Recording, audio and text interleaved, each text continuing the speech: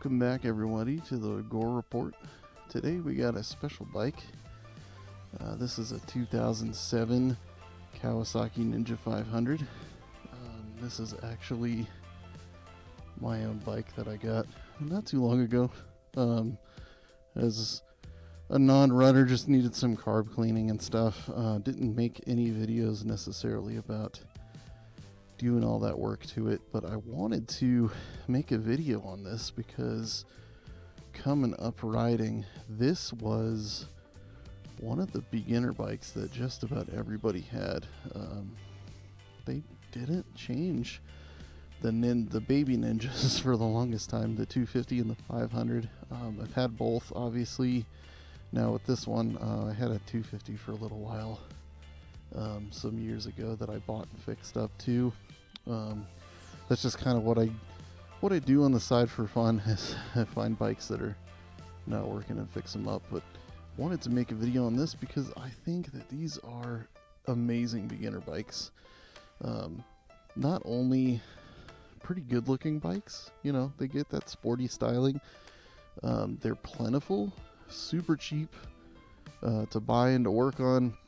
And like I said, they didn't really change anything too much between, gosh, I think like the late 80s into, gosh, the early 2000s. Like this is a 2007. I don't think they changed anything until like 2010 or 12 or something like that. So I wanted to take a little tour on this.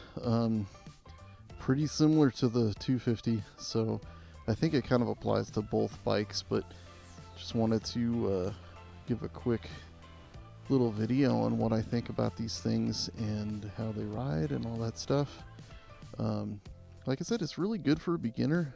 Sort of a low seat height, really comfortable for me. I'm about 5'8" with a 30-inch inseam. Don't have a problem touching the ground on this thing. They both came with center stands from the factory, which is awesome. Helps you with chain maintenance and stuff like that. This one's all stock except for some turn signals, so it was a good candidate for a little review. So what we're gonna do, hop on here and give it a little ride. See what we can do, hey? Oh, come on, guy. There we go. It's a parallel twin. Like I said, this is a 500 and it also came in a 250. You can see that pretty healthy 11,000 RPM red line.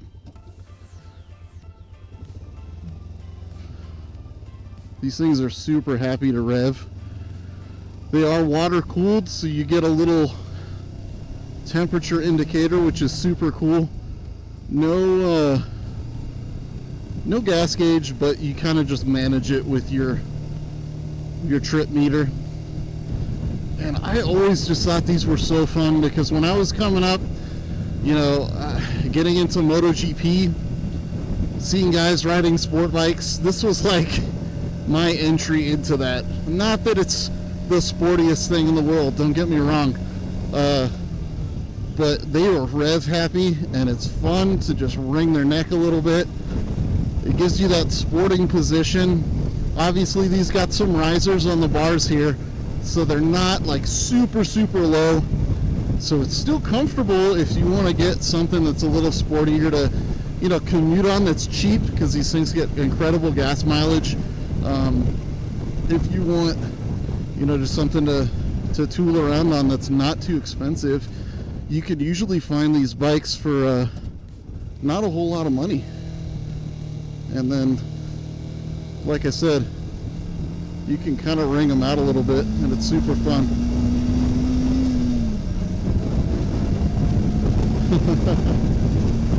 So this one in particular, like I said, I cleaned the carbs out on it and stuff. I'm still kind of working through it. I don't know about you guys with carved bikes, but I always like to kind of give them a good wringing out a few times after I clean them out and just make sure all the crud is blown out of it. This one was sitting for a long time, so I kind of am going that route with it, but it's just a fun little bike to ride. Nothing is necessarily like incredible on it as far as handling and stuff like that. It's fine. It handles well enough for what it is, and it has decent brakes, and it's got a single caliper in the front, twin piston, a single caliper in the rear, and you know, it's adequate. It's not anything that's gonna throw you off the bike or anything like that, but just wanted to make a quick video of just kind of showing you guys what this looks like, and that these are pretty cool little bikes to tool around on, and something to own if you want to get into motorcycling and you really don't have a ton of coin to spend on something, because you know, I see these bikes all the time pop up for sale for a couple $1,000s or whatever, and the beauty of motorcycles is that a lot of them honestly don't get ridden very much. Listen to that, eh? It's kind of fun. I don't know, it's just different, you know. You get to kind of wring something out a little bit and have a little more fun than some of the other enduros and stuff, that's cruisers that are considered to be beginner bikes. This one is just a little more exciting to ride because of the just the playability. It's really, I mean, you can dip this thing around, it handles pretty well. You can have fun in the twisties in these guys. You know, a lot of people use them for track bikes, you know, for beginner track bikes too, for that reason. You can get tons of parts for them that are pretty inexpensive, and yeah, I mean, this one is gonna be fun. I just kind of bought it to fix up, and we'll end up selling it probably, just because that's just what I do. But let's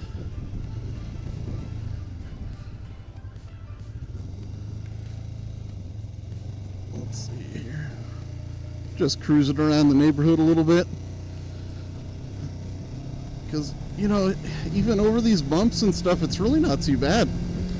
So you know, I commuted on bikes like this quite a bit. Like I said, I had my Ninja 250 for a little while. Had a CBR 250, which is a single cylinder but kind of similar idea, a little bit of a sporting bike, and they're just fun, you know. They're just tons of fun to cruise around on, and it's more fun to ride a slow bike fast than a fast bike slow, and you'll probably hear that a lot from people, but it really is, you know. There's something about, this isn't a fast bike, but if you could whack the throttle open at any given moment and kind of wring its neck a little bit, man, it's just a blast.